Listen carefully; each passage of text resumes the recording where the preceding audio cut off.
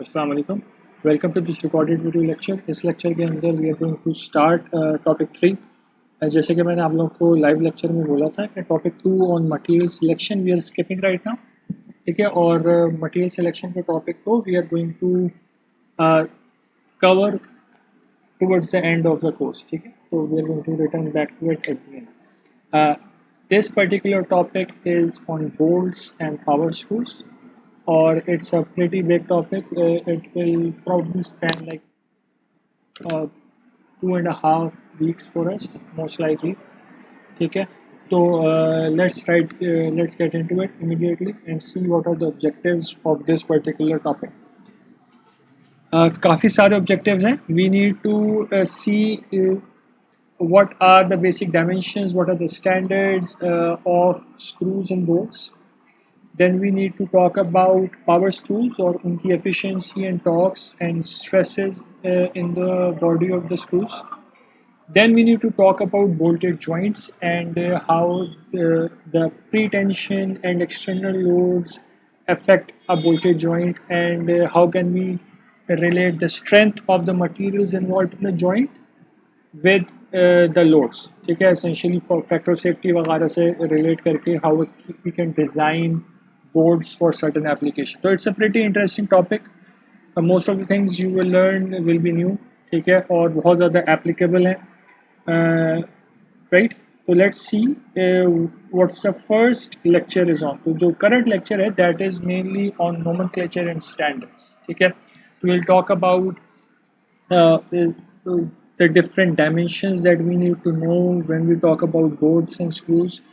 We need to talk about what are the standards that are being used throughout the world, और standards dimensions को हम किस तरीके से represent करते हैं, and which we will focus on, कौन से standard पे हम ज़्यादा focus करेंगे. This sort of things we need to talk about, and let's see what is next. तो सबसे पहले are just a few basic definitions, and these definitions are very important to understand. Without this you won't be able to actually work with this topic, ठीक है। इसको boards के किसी भी काम को you won't be able to work properly until and unless you understand what is pitch, what is major, minor and pitch diameters, and there are certain other things that will come up in the next slides that we will talk about, ठीक है। सबसे पहली चीज़ जो हमारे पास है that is pitch, and pitch is the distance between adjacent threads. It's a very simple definition कि आपके पास कोई से भी दो threads हैं, उनके बीच का जो distance है this is the pitch, ठीक है, and this will remain the same throughout the thread. जो एक ही thread चल रहा है उसके अंदर this pitch will remain the same, ठीक है। And then there are a few diameters जो कि बोल्ट के थ्रेडेड एरिया को रिप्रेजेंट कर रहे होते हैं। तो जो ये थ्रेडेड एरिया ये वाला पूरा, इधर there are multiple diameters that we need to talk about. सबसे पहला जो डायामीटर है that is the major diameter. Major diameter is essentially जो थ्रेड्स में जो सबसे बड़ा डायामीटर होता है आपके पास, this is the major diameter, ठीक है। मेजर डायमीटर को हम दो रिप्रेजेंटेशंस दे सकते हैं. We can call it simply D, और sometimes we call it D major, depending on कि किधर से कौन सी बुक चूज़ कर रहे हैं आप. Different metrics different symbols use हो रहे होते हैं, ठीक है. तो this is your major diameter. The minor diameter as you can guess is the opposite of it. जो आपके थ्रेडेड एरिया में जो सबसे छोटा डायमीटर थ्रेड्स का अवेलेबल होगा that is the minor diameter. And the minor diameter को we represent either with D R because this is also called the root diameter, और we can call it D minor, ठीक है. The next thing is the pitch diameter. Pitch diameter is a theoretical diameter. You can't actually say it anyway. This is the diameter at which the tooth and the gap are the same width. तो अगर मेरे पास let me come back to this blank slide. This is better to explain this concept. If this is my thread, if you find a diameter जहाँ पे ये दोनों distances same हो जाएं, this distance and this distance, if this is equal to this, then this diameter is called the pitch diameter. ठीक है, और diameter की बात हो रही है, although we are drawing this one side but you know there is going to be threads on the opposite side as well. ठीक है, तो diameter is going to be measured between both sides. ठीक है ना, तो this is something we need to remember. In reality होता क्या है कि आपका जो thread होगा ना, the thread is not going to be triangular, the thread is going to be truncated on both sides because triangle को actually machine करना is not easy. ठीक है, it's something like this and I'm drawing these two lengths, ऊपर की और नीचे की जो flat areas हैं उनकी length को different खुद से बना रहा हूँ because they are not the same. ठीक है, अब हमने किया क्या कि हमारे पास एक triangular threaded region था, उसको हमने ट्रंकेट कर दिया फ्लैट बॉटम और फ्लैट टॉप के साथ. ठीक है, जो पिच डायमीटर है, the pitch diameter is actually the average between these two diameters. तो मेरे पास ये मेरा जो था सबसे कम डायमीटर था मेरे, अगर मैं ट्राइंगुलर थ्रेड होते उसका. ठीक है, यहाँ से लेके this is the maximum diameter. So let me just even remove these things so that we have a clear idea. Okay, so we have this diameter which is starting at the very top of the triangular region, this diameter which is starting at the bottom.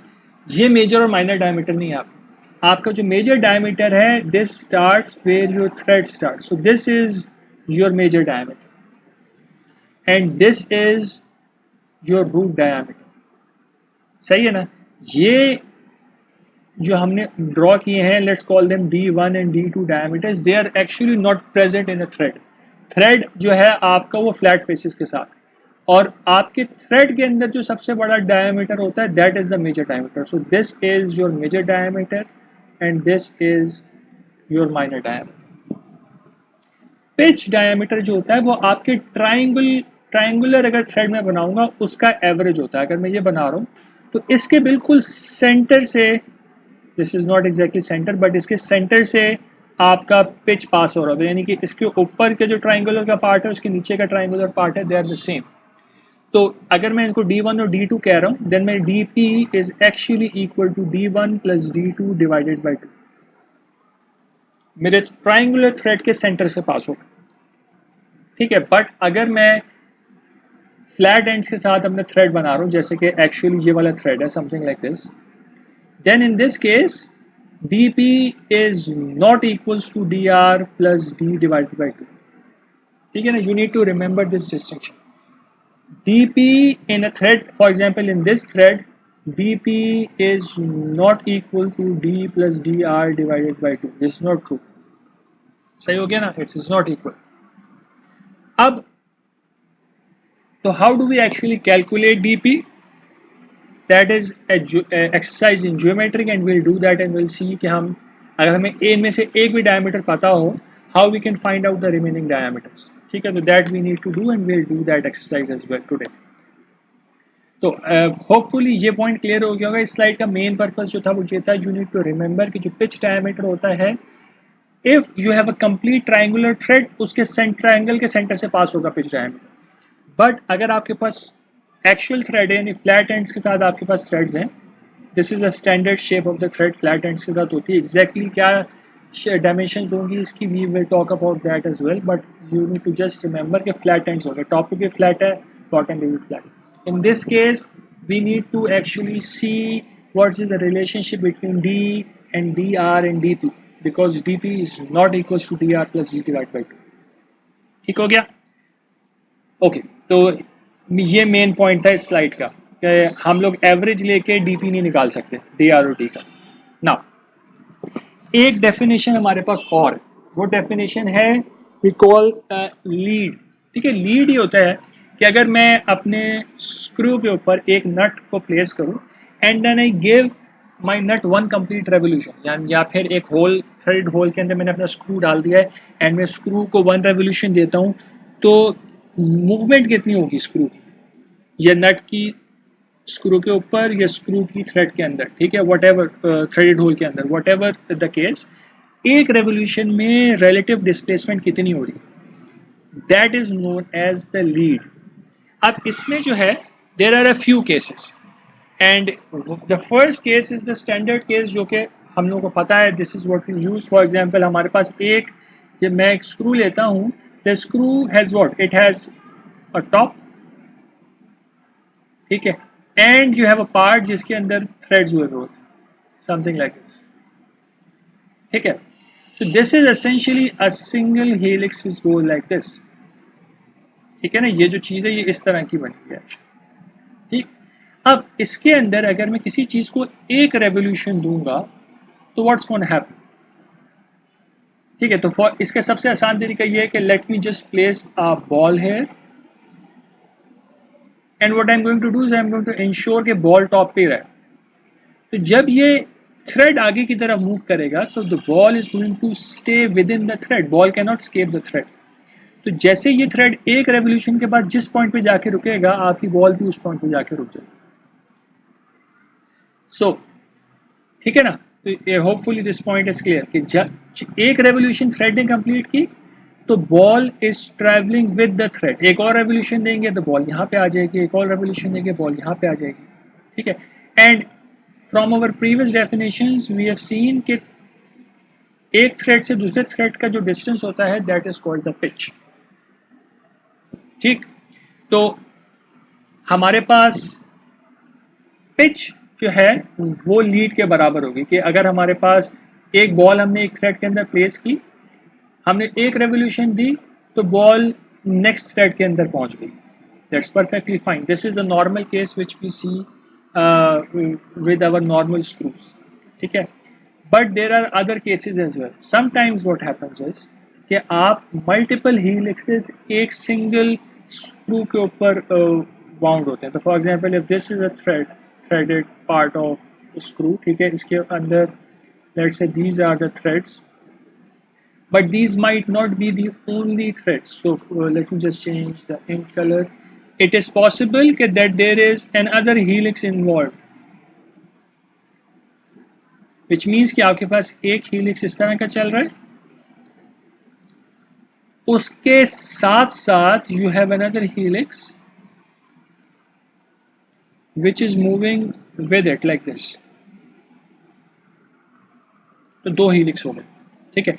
अब अगर मैं ये काम करूं कि मैं same चीज same experiment करता हूं, तो I pick a ball, I place it in a hole here, in a thread here. अब ये जो बॉल है this is placed within this blue helix. तो जब एक रेवोल्यूशन कंप्लीट होगी तो ball is going to continue in its own helix. Ball jump करके दूसरे वाले हीलिक्स में नहीं पहुंच सकती. तो when one revolution is completed the ball is going to and up here, ठीक है. अब when you compare the pitch and the lead, the pitch is the distance between two consecutive threads from here to here, but the lead needs to be the distance between two threads of the same helix, ठीक है. Same helix के दो threads. अगर blue से major कर रहा हूँ तो अगले ब्लू तक का जो डिस्टेंस, अगर ग्रीन से मेजर कर रहा हूँ तो अगले ग्रीन तक का जो डिस्टेंस है दैट इज द लीड. क्योंकि this little ball that we have placed, this has to remain within its own helix, सही है. तो अगर आपके सिस्टम के अंदर दो हेलिक्सेस हैं तो we call this type of threaded screw a double start screw, कि इसके अंदर दो पैरेलल में थ्रेड्स जो है वो बाउंड हुए हैं. You can have any number of threads bound on the rod. आप फोर स्टार्ट थ्रेड भी हो सकता है कि instead of just one helix you have four helixes which are all working together. So this is one. So we can add more. ठीक है, तो we can just keep on adding more. So let's add one which is placed here. So there is one more. ठीक है. Then there is one more.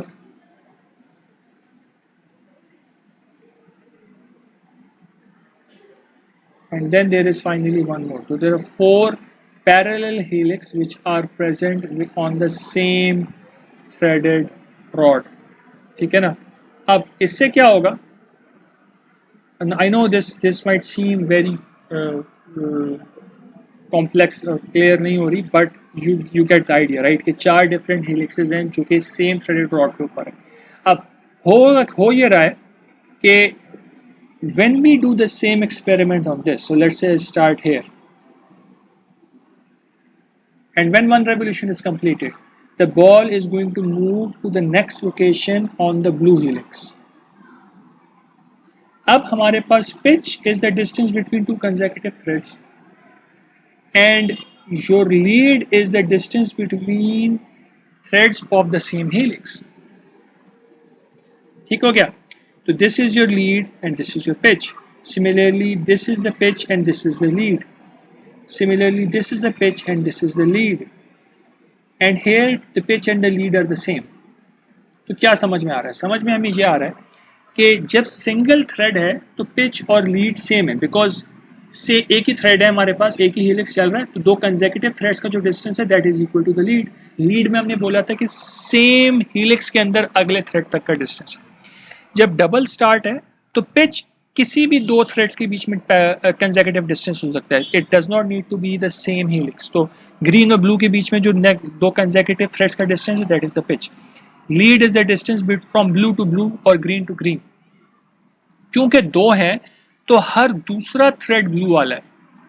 ठीक है, हर दूसरा thread blue वाला है. इसका मतलब है कि पिच 2 दफा कंप्लीट होगी तो मेरी लीड के बराबर होगा. तो my lead is equals to 2 times P. When I come here, I have to have 4 pitches to get to the lead. ठीक है, येलो से स्टार्ट किया, येलो से ब्राउन पे आए, उससे ब्लू पे आए, उससे ग्रीन पे आए, फिर येलो पे आए. तो there are 4 pitches within the same lead. So lead is equals to 4 times P. Formula क्या निकल के आया? फॉर्मूला ये निकल के आया that lead is equals to pitch multiplied by the number of thread helixes. कि जितने भी हीलिक्सेस आपके पास एक सिस्टम में हैं उसको आपने पिच से मल्टीप्लाई करना है to get the lead. And look at this diagram, try to think about it a little bit. Hopefully you get this point clear. अगर कोई भी मसला होगा we can talk about this in the question and answer session as well. So let's move on. Standards. We can't just make a screw or a bolt of any size. क्यों? क्योंकि हमने of the shelf अगर चीज़ें उठानी है, हमने कोई नट खरीदना है, हमने कोई बोल्ट खरीदना है, तो वी नीड टू इंश्योर कि नेक्स्ट टाइम मैं जब बोल्ट लेने जाऊँ तो मुझे पूरा का पूरा थ्रेड दोबारा नहीं बनाना पड़े. लेट से मैंने एक पार्ट बनाया हुआ है जिसके अंदर थ्रेडेड होल है और मैंने एक दफ़ा बोल्ट उसमें लगा दिया है and somehow the bolt breaks and have to change the bolt. तो मैं दूसरा बोल्ट लेने जाऊँ तो I should expect that I can find the bolt of the same size. Because of that, what has happened is कि people have come up with different standards और उन standards में sizes defined हैं और thread की shapes defined है जिनके तहत आप अपने bolts और screws को बनाते हैं. There are 2 major standards. ठीक है, एक standard है जो अमेरिका में follow हो रहा है तो it's called the United National Standard. And then there is the metric standard which is the international standard. ठीक है, this is the metric standard is used everywhere in Pakistan, in Europe, everywhere. ठीक है, except for America. ठीक है, metric threads are the dimensions in these metric threads are given in millimeters. और जो American national threads है या United threads हैं, ठीक है, इनका जो dimensions होती हैं they are given in inches. सही. इन दोनों के अंदर देयर आर 2 डिफरेंट सीरीज, एक M सीरीज और एक MJ सीरीज है. We are going to talk about what this is. And similarly American के अंदर is UN series and UNR series. ठीक है, तो लेट्स जस्ट सी कि what these mean. So let's say कि हमारे पास एक थ्रेड है. We know what the dimensions, what the general shape of the thread is. कि हमने बात की थी कि फ्लैट टॉप और फ्लैट बॉटम होगा.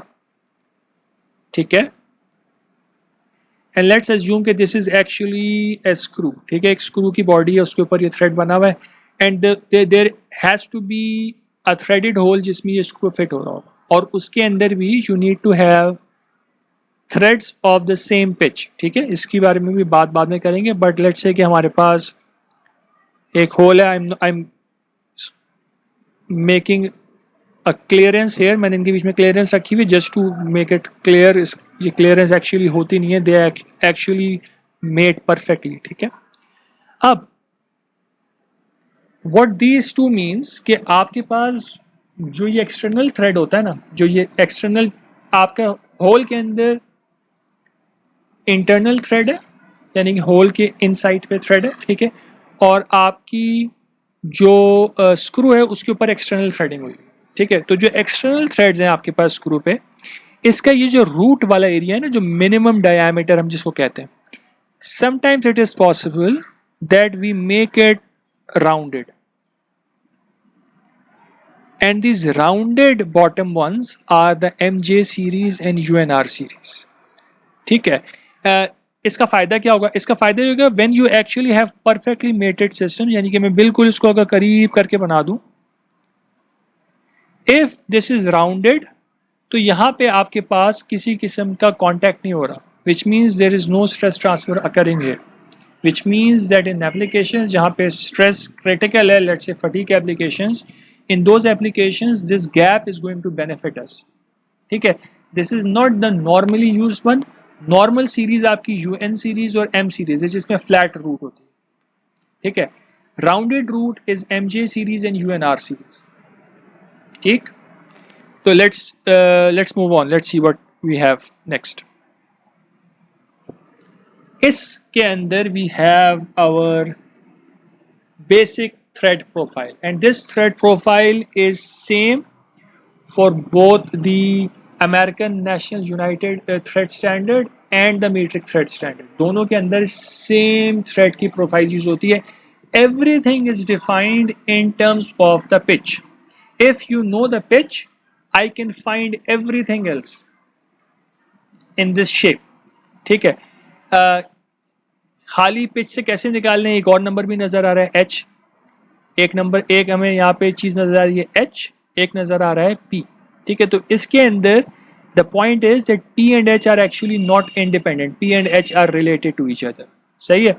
तो P is the pitch, H is the total distance from the top of the triangle to the bottom of the triangle, ठीक है। तो अगर मैं यहाँ पे एक ट्राइंगल फॉर्म करूं, दिस एंगल इज फिक्स्ड, ये एंगल हमेशा 30 डिग्रीज होता है, तो total thread angle is 60 degrees, सही है। if this angle is 30 degrees, then there is a relationship between h and p by 2, so h और p by 2 independent नहीं है। तो everything in this thread shape is dependent on just a single parameter which is actually just the pitch। अगर मुझे pitch पता है तो मुझे पूरी thread की प्रोफाइल पता है। also note कि जो top flat end है उसका साइज p by 8 है, और जो bottom flat end है उसका साइज p by 4 है, सही है। तो दे आर डिफरेंट, जो जैसे हमने पहले बोला था कि सेम नहीं होते, ठीक है। Now what you should do, look here, ठीक है। अब हम क्या कर रहे हैं, हमारे पास अब जो ये चीज़ है कि हमारे पास एक्सटर्नल थ्रेड के अंदर जो रूट है that has a rounded bottom, so this is the MJ और UNR प्रोफाइल, सही। एक पॉइंट का ख्याल रखने की ज़रूरत है कि ये इंटरनल थ्रेड के अंदर राउंडेड होना ज़रूरी नहीं है। इट इज़ पॉसिबल के लोगों ने लिया हुआ हो, but most of the time सिर्फ एक्सटर्नल थ्रेड में राउंडेड होता है, इंटरनल थ्रेड में राउंडेड नहीं होता, ठीक है। Just a piece of information which you can use if needed. Anyways, इस स्लाइड का पर्पस क्या था? इस स्लाइड का पर्पस हमारे पास सिर्फ एक है। वो स्लाइड का पर्पस ये है कि we need to appreciate the fact that the thread geometry is decided. You can't randomly make a thread geometry. The thread geometry is fixed and it depends on the pitch. और pitch हम लोग standards में define करेंगे. There are two standards. This is the ISO standard. This is the ASME standard. ये दो standards जो हैं ये shapes को define करने के लिए, ठीक है। तो if you just Google ISO 68-1, this is going to bring up this shape. If you search for ASME or ANSI B1.1 standard, it is going to bring up the same profile, ठीक है। Both of them use the same profile. Difference कहाँ पे आएगा? दोनों, अगर दोनों की same profile है तो विच मीन्स के दोनों का क्या सेम स्टैंडर्ड है, एक ही स्टैंडर्ड है, फिर तो दो स्टैंडर्ड हुए नहीं। डिफरेंस ऐसे आएगा कि मीट्रिक थ्रेड्स के अंदर pitch is defined in millimetre, so you are going to have a series of pitches available and they will be defined in millimetres. और अमेरिकन स्टैंडर्ड के अंदर it will be defined in inches. तो they have different sizes. American जो bolts होंगे उनके sizes कुछ और होंगे और मीट्रिक बोल्ट्स होंगे उनके साइजेस कुछ और होंगे. ठीक है, तो let's move on. Let's see what else we have. This slide is actually trying to show us the importance of pitch diameter. Pitch diameter का क्या importance, that is crucial. जब भी आप किसी भी दो threaded parts को मेट करा रहे होते हैं, यानी नट और बोल्ट या फिर threaded hole या screw, whenever you have two different threads, यानी एक internal एक external thread जब भी मेट कर रहे होंगे, you have to ensure कि DP दोनों का सेम हो. अगर DP सेम होगा then what will happen is that the internal external threads are going to perfectly mate. अगर DP सेम नहीं होगा तो यहाँ पे आपके पास क्लियरेंस बाकी रह जाएगी. This clearance is not good for us. Clearance का मतलब ये है कि you have flex available in the system. ज़रा सा लोड पड़ेगा तो सिस्टम के अंदर मूवमेंट फील होगी आपको, and that is a problem. We don't want that. सही है ना. तो whenever you have to select different parts which are mating together, यानी कि एक नट और bolt, you have to ensure कि दोनों की पिच सेम हो. ठीक है, that is essential. You can't have whether आपका major diameter same, you can have D same होगा, इट वर्क्स. यानी कि आप 10 mm डी यूज कर लें, दिस फाइन. लेकिन अगर डीपी सेम नहीं है, if DP is not equal to DP2, then you won't have the perfectly mating. ठीक है. और लेट्स कम बैक, जरा पिछली साइड पे वापस आए, देखें ये पूरी की पूरी प्रोफाइल किस चीज़ पे डिपेंड कर रही है, सिर्फ पी के ऊपर डिपेंड कर रही है. ठीक है. What we will find out in a bit is कि डीपी भी पिच के ऊपर डिपेंड करेगा. तो अगर हमें दो थ्रेड्स को मेट कराना है तो what needs to be the same, we need to ensure कि दोनों की पिच सेम हो. This is, we need to ensure this every time. ठीक है. So let's see what we have next. इस स्लाइड के अंदर हम जो भी बात कर रहे थे वो आएगी कि how can we find out various diameters if only certain information is available to us. ठीक है. तो जब आप स्टैंडर्ड्स देखेंगे ना, तो let's quickly let's move on, let's look at a standard. This will help us. तो ये आगे आ रहा था, but let's just talk about this first. Standard के अंदर व्हाट वी सी इज, ये एक्चुअली मेट्रिक थ्रेड स्टैंडर्ड है. Standard is ISO 262. There is also ISO 261 which has more dimensions. 262 is a subset. ठीक है. 261 ज़्यादा बड़ा स्टैंडर्ड है. तो you can search for 261 और 262 and you're going to see all of this.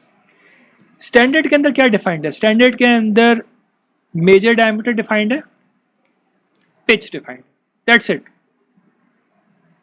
Root diameter defined नहीं है, पिच डायमीटर डिफाइंड नहीं है. सही है. We are going to return to this and we are going to talk about what it means, coarse pitch क्या है और fine pitch क्या है. There are two different pitches available for the same diameter. We are going to talk about this, but let's just appreciate the fact कि एक bolt के लिए उन्होंने मेजर डायमीटर बताया हुआ है और उसकी पिच बताई हुई. That's it. बाकी चीज़ें आपने खुद निकालनी.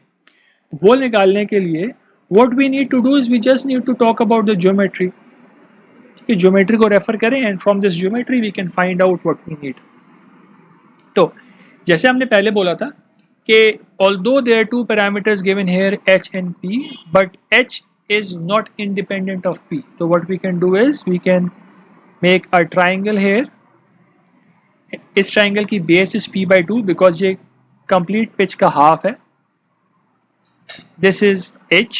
तो इनफैक्ट अगर हम ये वाला ट्राइंगल ले रहे हैं, तो अगर ये एंगल ले रहे हैं 30 डिग्री, तो this becomes the base and this becomes the perpendicular.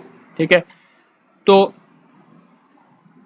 Tangent 30 is equals to perpendicular upon base, which means कि मैं H निकाल सकता हूँ. H is equals to P divided by 2 tangent 30. सही हो गया. तो कहीं पे भी H आ रहा है, I can just replace it with P. ठीक है. तो I can simply do that. अब what we want to do, purpose क्या है? पर्पस ये है कि हमें माइनर डायमीटर, रूट डायमीटर और पिच डायमीटर को निकालना है using these two pieces of information. Major diameter और पिच से मुझे डीपी भी निकालना, मुझे डी आर भी निकालना। तो पहले डी आर निकाल लें। इसके अंदर डी मेजर और डी माइनर लिखा हुआ है। This is D R and this is our D P. सही है। तो what do we need to do? We need to relate dr with the pitch somehow. So let's see what we can find in this diagram. तो अगर मैं इसको check करूं यहाँ पे, तो मेरे पास जो d और dr के बीच का जो डिस्टेंस आ रहा है, ये वाला distance, this is given as 5h/8। ठीक है। तो d minus dr is equals to 5h/8. Is this true? This is not true because diameter दोनों साइड्स के थ्रेड को यूज कर रहा होता है, हम सिर्फ एक साइड के डिफरेंस की बात कर रहे हैं। तो this difference is actually between radii. ठीक है, रेडियस के बीच का डिस्टेंस है। तो the correct representation is d minus dr divided by 2 is equals to 5h/8। ये चीज हमने यहाँ पे लिखी हुई। तो लेट्स कंटिन्यू हेयर नाउ। हमारे स्टैंडर्ड प्रोफाइल हमें बता रही है कि d minus dr divided by 2 is equals to 5/8h। h हमने ऑलरेडी निकाला हुआ है। ठीक है। p/2 tangent 30, h plug in कर दें, p/2 टेंजेंट 30, यहाँ पे जो 2 आ रहा है वो इस 2 से कैंसिल हो जाएगा। You and up with this relationship. 5/8 tangent 30 को सॉल्व करें, you get something like this. सही है। And just take dr to the other side, p वाली टर्म को दूसरी तरफ ले जाएं, you can find out a relationship between dr, d and p। सही है। तो अब ये फॉर्मूला हमने निकाल लिया which relates the root diameter to the major diameter and the pitch of the screw। ठीक है। अगर आप अपनी बुक को रेफर करेंगे ना मेट्रिक थ्रेड्स में, तो बुक के अंदर जो फॉर्मूला गिवन है वो ये फॉर्मूला गिवन है। अब इस फॉर्मूले के अंदर जो ये नंबर आ रहा है ना, दिस नंबर इज डिफरेंट, ये नंबर डिफरेंट। हमने कोई गलती नहीं की है। ठीक है, we haven't made a mistake. What has happened is book के अंदर डिफरेंस जो ये वाला आ रहा है ना, ये डिफरेंस जो आ रहा है दोनों का, this is the maximum depth allowed in rounded roots standards. जो अगर अब मैं MJ थ्रेड्स की बात करूँ ना, उसके अंदर राउंड कर सकते हैं। जो मैक्सिमम यहाँ पे हम डेप्थ प्रोवाइड कर सकते हैं ना, that depth is 0.144337 p। This is defined in the standard, this is not a random number, standard के अंदर डिफाइंड है। ठीक है। अब तो what they have done is they have simply added this part to what we calculated before. इसके अंदर उन्होंने ये जो रूट की डेप्थ थी उसको ऐड करा दिया। What ever relationship you and up with is this one. ठीक है, ये रिलेशनशिप, हम ये वाले रिलेशनशिप ही यूज करेंगे। Why not this, this is more accurate. ये क्यों नहीं यूज करें? द पॉइंट इज कि हम अगर ज्यादा बड़ा नंबर माइनस कराएंगे ना, तो हमारा रूट डायमीटर और कम हो जाएगा। A smaller diameter is safer for us to design because it will overestimate the stresses। ठीक है, अगर मैं रूट डायमीटर को यूज करके कोई भी स्ट्रेस कैलकुलेट करने की कोशिश करूंगा, तो जो भी स्ट्रेस आएगा वो ज्यादा बड़ा आएगा क्योंकि एरिया कम हो गया। For the same force you divided by a smaller area, you get a larger stress value। तो this will cause an over design of the problem। ठीक है, विच इज सेफर कि मैं ये यूज करके डिजाइन करूं और मैं इस फॉर्मूले को गलती से राउंडेड बॉटम के लिए यूज करूं।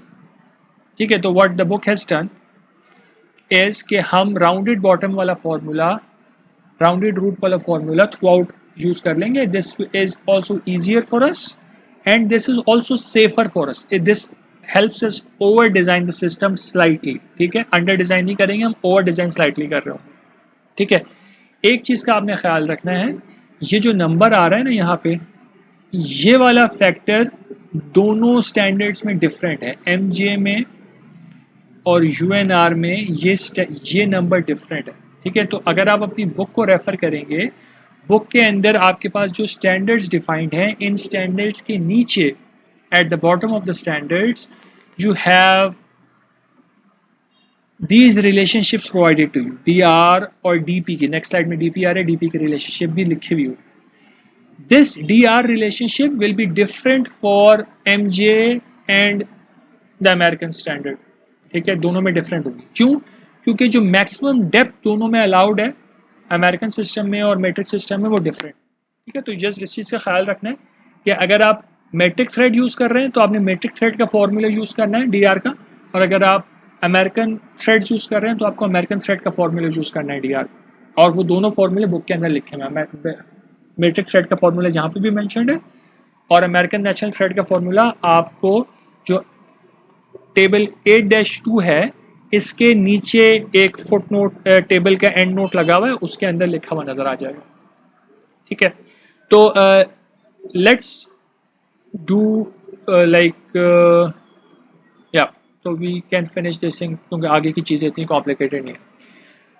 डीपी पे भी सेम चीज़ अप्लाई होगी, and we have already talked about this. तो हमें पता है कि there is a triangle forming here and h is equals to p/2 tangent 30. अगर मैं d और dp के बीच का डिस्टेंस निकालना चाह रहा हूँ, this is 3h/8. Same logic applies कि ये डिफरेंस जो है ये एक्चुअली रेडियस के बीच में, तो d minus D P divide by 2 is equals to 3h/8. ठीक हो गया. h की वैल्यू प्लग इन कर दें, 3/8 टेंजेंट 30 को सॉल्व कर लें, you and up with this relationship, and this is the correct relationship. This will be true दोनों सिस्टम्स के लिए. ठीक है, दिस इज परफेक्टली फाइन. चूंकि पिच में देर इज नो रूट और एनीथिंग, कोई ऐसा मसला नहीं है कि रूट आ रहा था जैसे, तो उसमें राउंडेड रूट के लिए हमने फैक्टर को चेंज करना पड़ गया था. पिच का जो फॉर्मूला हमने निकाला है that is the one provided in the book as well. सही है, सेम चीज़ अवेलेबल है बुक के अंदर. तो I would recommend that you get familiar with the book. ठीक है, इस पॉइंट पे आके go through the standards part book के अंदर. I'm going to upload it and just look at the tables 8-1 and 8-2. उनके footnote में जो DP और DR के फॉर्मूले गिवन हैं उनको भी देख लीजिए, and look at the standards as well. ठीक है, standards में हमारे पास कुछ information available है, और इस information के लिए what you need to simply understand is कि आपके पास major diameters provided है. हर मेजर डायमीटर के against you have multiple pitches available. एक पिच थोड़ी बड़ी होती है और एक पिच उससे थोड़ी ज़्यादा फाइन होती है, तो this we call the coarse pitch and next is a fine pitch. In reality इसके बाद एक और अल्ट्रा फाइन पिच सीरीज होती है, वो हमारे पास बुक के अंदर स्टैंडर्ड में नहीं गिवन, तो we are not going to talk about it a lot, but there is an even smaller pitch available for the same bolt diameter. For the same major diameter एक और स्मॉलर पिच भी available होती है. ठीक है, अगर मुझे बोल्ट डिफाइन करना है तो what I am going to define it as, अगर मुझे मेट्रिक बोल्ट डिफाइन करना है ना, मैं उसको ऐसे डिफाइन करता हूँ, इसे m, जस्ट टू शो कि मैं m सीरीज का बोल्ट उठा रहा हूँ, 8x 1.25. दिस मीन्स कि मैं 8 mm मेजर डायमीटर और 1.25 mm पिच का बोल्ट पिक कर रहा हूँ. I can also select M8x1, which means कि मैं 8 mm डायमीटर का बोल्ट उठा रहा हूँ विद 1 mm पिच. इसमें मेरे पास इन दोनों सीरीज में सिर्फ यही दोनों ऑप्शंस अवेलेबल हैं. I can not do this, this is wrong. तो आपके पास M8 में 1.25 और 1 mm के बोल्ट्स पिच के साइजेस अवेलेबल हैं, that is it. You don't have anything else. Ultra fine pitch series के हमारे पास कोई इन्फॉर्मेशन नहीं है, we are not going to talk about that. ठीक है, इंटरनेट पे अवेलेबल है standard, but you don't need to worry about this at this point. ठीक है, बाकी जो दोनों चीज़ें हैं इनके बारे में हम बात करेंगे. अभी टेंसाइल स्ट्रेस एरिया की अभी बात आ जाएगी, it is going to come up very quickly. और minor area diameter is pretty simple, this is simply pi dr²/4. Tensile stress area 80 is actually something else. This we need to talk about in detail कि ये कैसे निकला है. This is not simply pitch diameter. This is not pi dp²/4. This is not true. This is something else. ठीक है, तो we need to talk about what this is. अच्छा जी, आगे आए. सेम चीज़ आपके पास अमेरिकन स्टैंडर्ड में भी अवेलेबल है.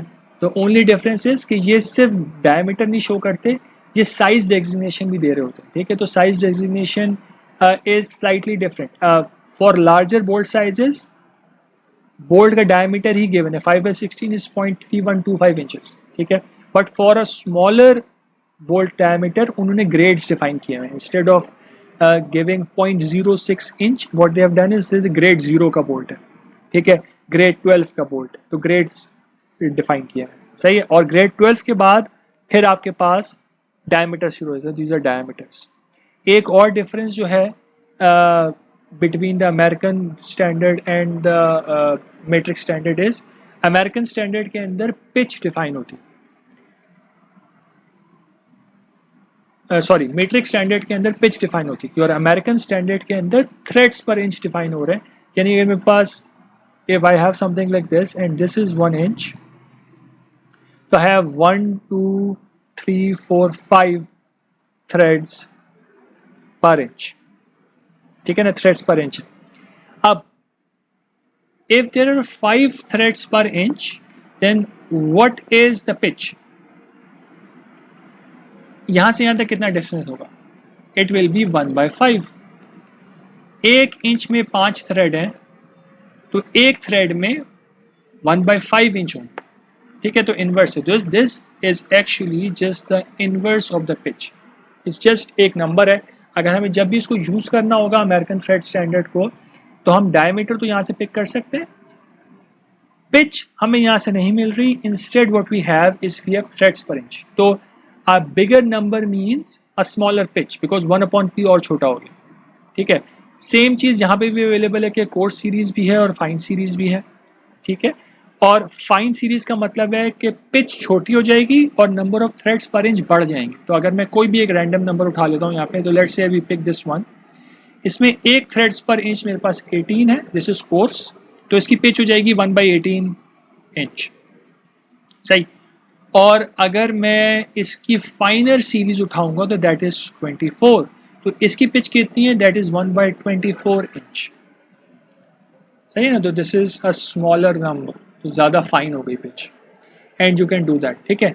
What we are going to do, we are going to mostly work with metric threads, तो we won't be working a lot with American threads, हम लोगों को यहाँ पे मार्केट में अवेलेबल भी नहीं होते। What we have available here is threads of the metric standard, तो we are going to work with that.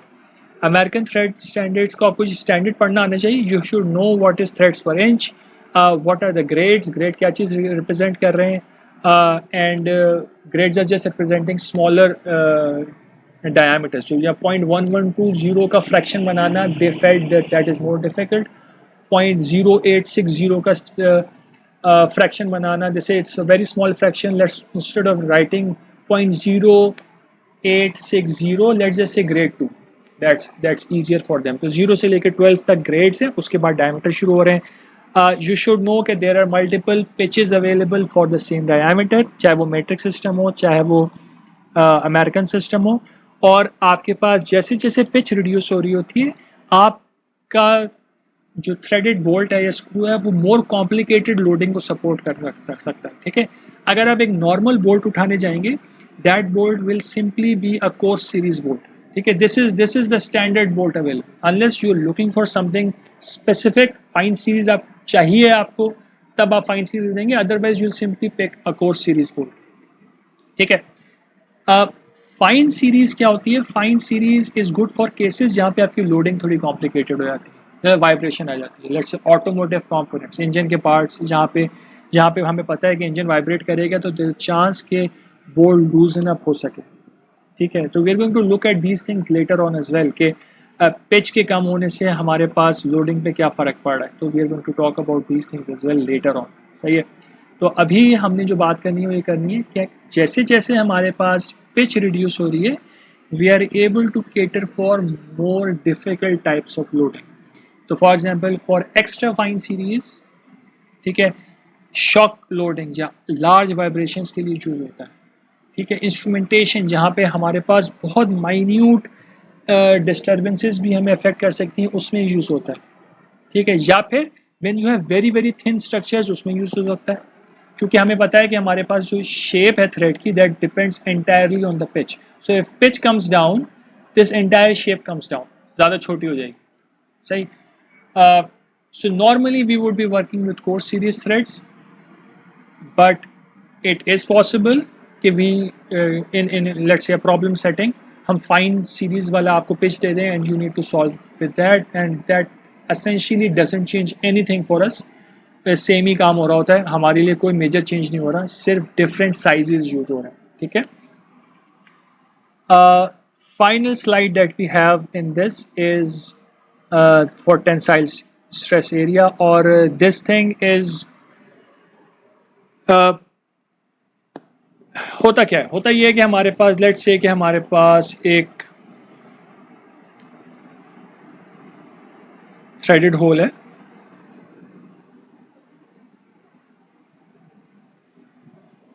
ठीक, उसके अंदर हमारे पास एक बोल्ट लगा हुआ है,